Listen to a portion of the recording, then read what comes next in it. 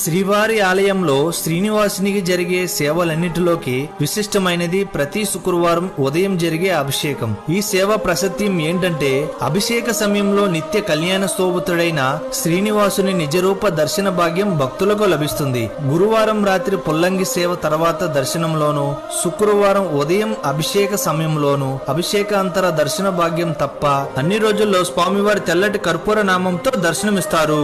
ఈ 3 సందర్భాల్లో మాత్రమే స్వామివారిని నిజరూప దర్శనం సాధ్యపడుతుంది. దీన్నే నేత్ర దర్శనం, నిజపాద దర్శనం అంటారు. ఓం నమో వెంకటేశ్వర.